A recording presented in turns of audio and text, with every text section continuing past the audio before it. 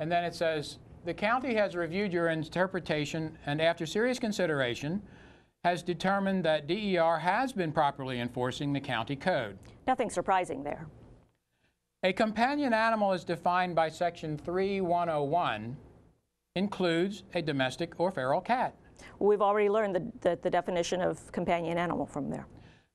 Then the letter continues, as such, it is the county's position that when a person exercises control over a companion animal, for example, providing medical care, shelter, and/or feeding the animal, whether on a temporary or permanent basis, that person is considered the custodian/owner. Or it seems like the logic is beginning to break down.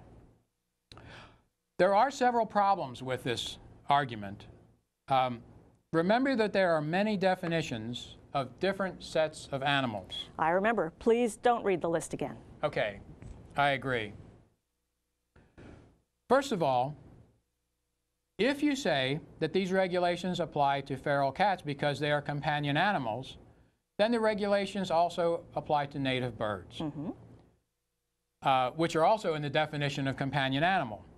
Second, the statute that requires licensing and vaccination and prohibits running at large does not use the term companion animal. They require those of domestic animals that are owned by an owner. And that's a different set of animals than the set that's defined by companion animal. And third and most important, we have to consider whether an animal can legally be owned in the first place. And wild animals cannot be owned by individuals. But what about the exercising control, providing medical care, shelter, and/or feeding? Well, the Office of Law doesn't say so, but what they're trying to do is use the definition of owner to justify holding county residents responsible for feral cats. Well, then how does the law define owner? Well, owner shall mean a person who has the right of property in an animal. That doesn't apply to feral cats or native birds because both are wild, and wild animals are the property of the state. B, keeps or harbors an animal. I remember that keeping or harboring apply to domestic animals only. Both feral cats and native birds are wild animals. C, has an animal in his or her care. Well, it's true that a person might take a feral cat to a veterinarian to be spayed or neutered and get a rabies shot, but it's equally true that a person who feeds birds might see an injured bird and take that bird to the veterinarian for care, so this applies to both. D, acts as a temporary or permanent custodian of an animal. Well, you know, I watch the birds that I feed, and I might see the same bird from day to day, but it's out of my control. If you know anything about cats, you know that if you see the same cat 2 days in a row, that's a choice made by the cat. E, exercises control over a particular animal on a regular basis. Exercise control over a feral cat? Not likely. But before you can determine whether a person is legally the owner of an animal, like I said, you have to first determine if the person can legally own the animal.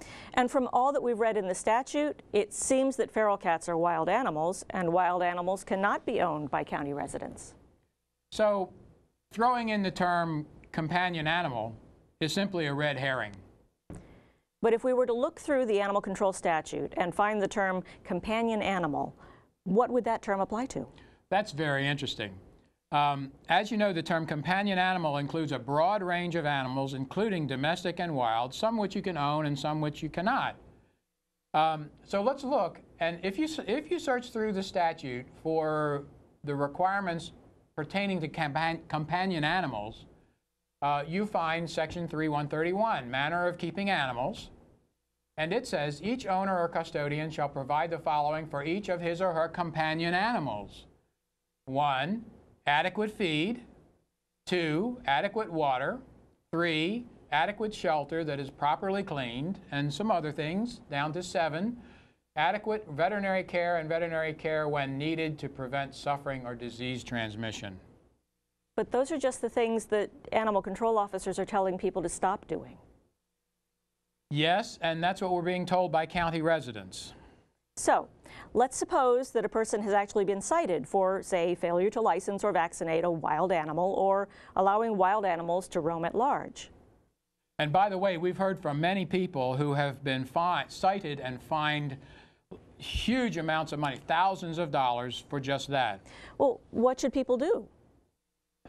Well, first of all, if you're a county resident and you've been told to stop feeding feral cats or been warned or cited for feeding feral cats, please contact us because we'd like to know about it. You can email Tim at timsaffel@pgferals.org or email me at lindasaffel@pgferals.org, or you can leave a message at 301-262-6452. Please give us your contact information so we can get in touch with you and learn about your experience. Now, if you have been fined within the last 30 days, the only thing that you can do at that point about your fine is to appeal the fine with the Commission for Animal Control. Can't we appeal or file suit in circuit court? You can, but the judge will ask you if you've been to the Commission for Animal Control, and if you haven't, he'll send you back, so it would be a waste of time. Well, it sure sounds like it would be a good idea to find out about that process before you end up having to be involved. That's right, but that's a complicated enough issue that we don't have time to go into it in this program, and we'll reserve that for another program. You know, we've covered a lot of information, and it's hard to keep track of it all. Well, this episode, along with all of the others, are on our website, which is available at www.compassionwatch.org, and you can watch any of the episodes online. How about the text of the law? Is that available? Well, that's available as well at the state of Maryland, and the Prince George's County Code as well is available on their site. Okay, I've got all that, but I may have missed one of the links. You only need to know one link, and that's compassionwatch.org, because all of the links and all of the programs are right there on the website. Well, Tim, time's up for this episode, so we'll be signing off now. We want to remind you that Compassion Watch is the television outreach of the Prince George's Compassion Project. And Prince George's Feral Friends, SPCA, is an all-volunteer, nonprofit organization that is supported by donations from people who respect all living creatures.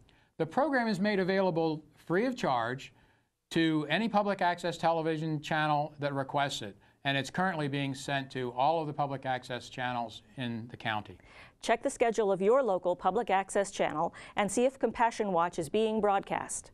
If not, call the channel manager and ask them to schedule the program. That's all for this program. We'll see you next time.